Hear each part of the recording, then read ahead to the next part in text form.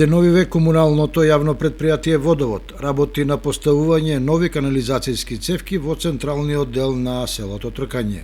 Активностите се почнати од мостот во непосредна близина на училишната зграда и ќе се изведуваат од десната страна по течението на Трканска река, во должина од околу 400 метри.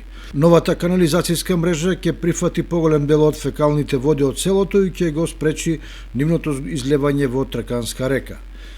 Се решава деценијски проблем во селото Тркање, проблем што ги засега сите жители од ова населено место, велат од општина Кочани. Неговото надминување ќе овозможи да се размислува за натамошно уредување на коритото на Трканска река, парковско озеленување на одредени површини, поставување урбана опрема и подобрување на јавното осветлување покрај реката.